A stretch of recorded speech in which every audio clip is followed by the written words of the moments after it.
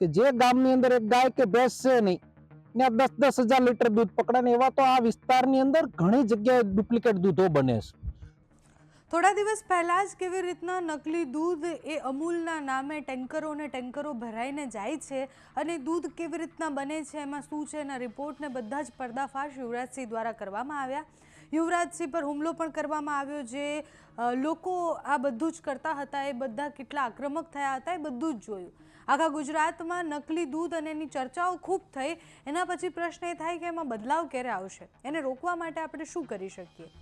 જ્યાંથી આ દૂધ અને એ બધું પકડાયું હતું, હનુમાન ખીજડીયા એની આસપાસના વિસ્તારના નેતાઓ પણ હવે આ વિષય પર બોલી રહ્યા છે।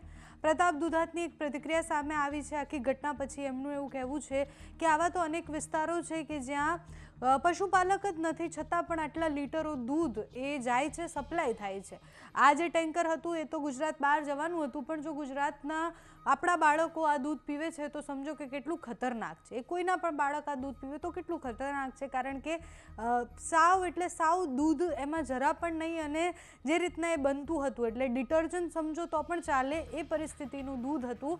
અને યુવરાજસિંહે જે વિડીયોઝ બનાવ્યા હતા એમાં સ્પષ્ટ દેખાતું હતું કે નકલી દૂધ, કેટલું બધું નકલી દૂધ આપણા ગુજરાતમાં જ આમથી આમ સપ્લાય થતું હોય છે। આપણે હવે ભરોસો કરવો તો કોના પર કરવો એ પણ મોટો પ્રશ્ન થઈ ગયો છે। ત્યારે પ્રતાપ દુધાતે આખી ઘટના પર શું કહ્યું, નકલી દૂધ જે પકડાયું હતું એ વિષય, અને કેવી રીતના સરકાર આમાં બદલાવ લાવી શકે કે આ કરતા લોકોને શું કહી રહ્યા છે તે સાંભળો। વાત કરું દૂધની તો ગુજરાતના વસ્તીના ધોરણમાં જે દૂધ પ્રોડક્શન હોવું જોઈએ એટલા પશુધન છે નહીં। આખો નિંભાડો બગડી ગયો છે। નિંભાડો એટલા માટે કહું કે જે ગામની અંદર એક ગાય કે ભેંસ છે નહીં ને 10-10 હજાર લીટર દૂધ પકડે ને એવા તો આ વિસ્તારની અંદર ઘણી જગ્યાએ ડુપ્લિકેટ દૂધો બને છે। ફૂડ વિભાગ, પોલીસ તંત્રની નૈતિક જવાબદારી છે કે આવનાર પેઢી માટે સૌએ આપણે સંગઠિત બનીને આવા ડુપ્લિકેટ દૂધ હોય, ડુપ્લિકેટ કોઈ પણ વસ્તુ બનતી હોય એને આકરામાં આકરી સજા થવી જોઈએ। રાજકીય આકાઓના ઓથ નીચે હાલતા હોય આવા લોકોને કોઈ બચાવવાનો પ્રયત્ન કરે તો એના ચહેરાઓ પણ ખુલ્લા પડવા જોઈએ। કોઈ નબળું કામ કરતો હોય, કોઈ પણ પાર્ટીનો વ્યક્તિ હોય, એનો ચહેરો ખુલ્લો પડે। ગઈકાલનું 10,000 લીટર દૂધ નસીબ સંજોગ સારા કે એ બહાર જાતું હતું। આપણા જિલ્લાની અંદર એ દૂધ આપણા બાળકો પીવે તો શું સ્થિતિ થાય એ સમજીને સૌએ સહિયારા પ્રયત્ન કરીને ડુપ્લિકેટને જાકારો આપવો જોઈએ ને આવા લોકોને આકરામાં આકરી સજા થવી જોઈએ।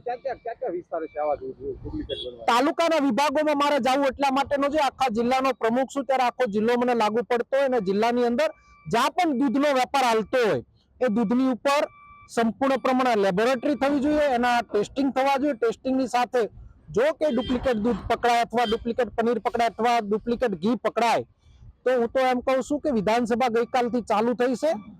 કાળા પાણીની જેલ એક સમયમાં સંભળાતી એવી આકરામાં આકરી સજાનો કાયદો ઘડાવવો જોઈએ। વિદેશની કમ્પેરમાં હિન્દુસ્તાનનું આપણું ગુજરાત, ફોરેનના ફૂડ વિભાગ ને આપણા ફૂડ વિભાગમાં જમીન આસમાનનો ફરક છે।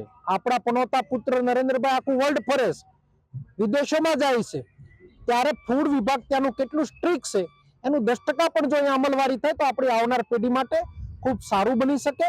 અને આના માટે સરકાર, હું જ્યાં ઊભો ત્યાંથી લઈને દિલ્હી સુધી ભારતીય જનતા પાર્ટીની સરકાર છે, અને આ સરકારની નૈતિક જવાબદારી છે કે ડુપ્લિકેટને જાકારો કેમ આપી શકે અને આકરામાં આકરી સજા થાય એના પ્રયત્ન કરવા જોઈએ।